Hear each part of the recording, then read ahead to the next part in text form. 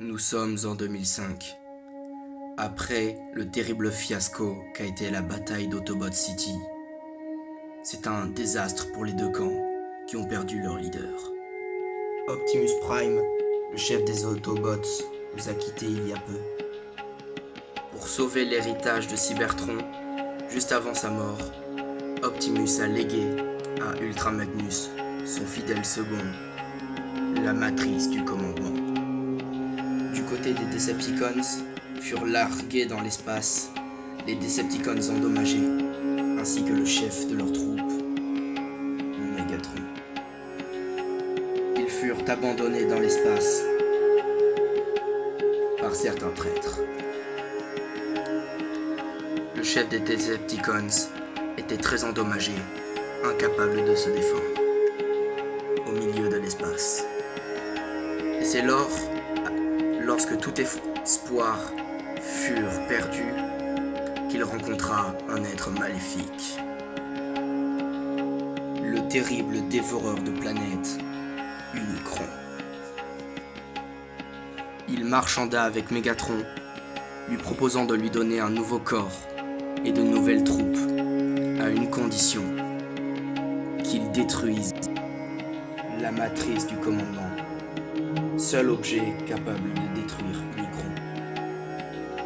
Après quelques secondes de torture, pour poursuivre son chemin vers l'oubli, Megatron accepta finalement. Et il fut reformaté par ses sous-fifres, avec ses sous-fifres, pour devenir les messagers d'Unicron. Grâce au pouvoir de ce dernier, Megatron fut reformaté en puissant Galvatron. Ses sous-fifres furent également reformatés. Ils étaient composés des Seekers, Thundercracker, Skywarp et des Insecticons Kickback, Shrapnel et Bombshell. Pour commencer, ce fut Thundercracker qui fut choisir avec Kickback et Shrapnel pour devenir le puissant Scourge et ses lieutenants, les Sweeps. Ce fut au tour de Bombshell et Skywarp qui furent choisis pour représenter le second de Galvatron, le puissant Cyclonus. Ensemble, ils représentent l'Armada. Aujourd'hui, son identité est encore inconnue. Est-ce Bombshell ou Skywarp? Nul ne le sait. À eux trois, ils forment les messagers d'Unicron. Un vaisseau leur fut également créé. Ils allaient enfin pouvoir accomplir leur but, qui était de détruire la matrice du commandement. Mais avant cela, Galvatron avait une dernière tâche à accomplir. Il était rongé par la vengeance et voulait se venger de celui qui l'avait rejeté. Starscream.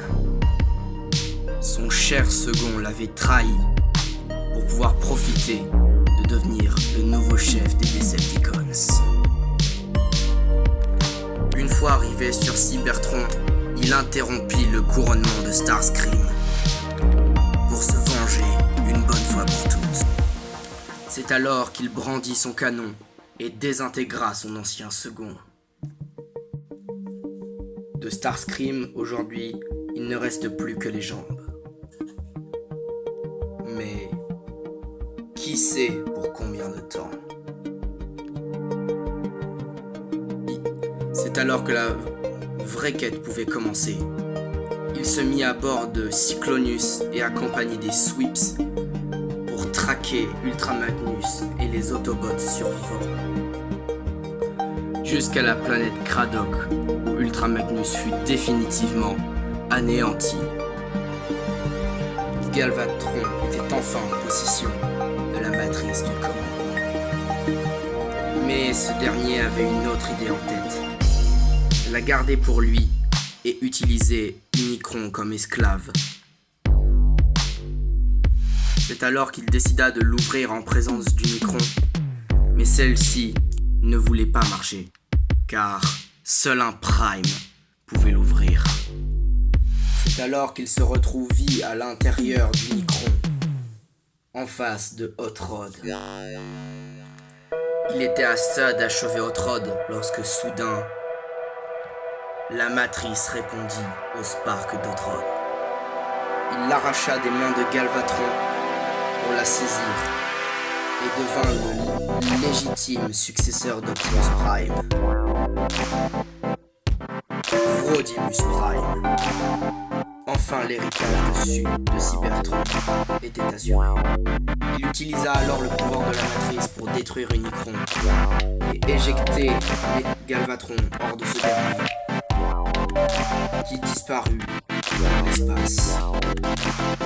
Les Decepticons, désemparés, ne surent que faire sans leur nouveau chef. Mais qui sait ce que l'avenir nous réserve? Nous le saurons peut-être bientôt. Merci d'avoir regardé cette vidéo. Si elle vous a plu, n'hésitez pas à liker, partager, à vous abonner. Et sur ce, on se retrouve pour une nouvelle vidéo bientôt. Au revoir.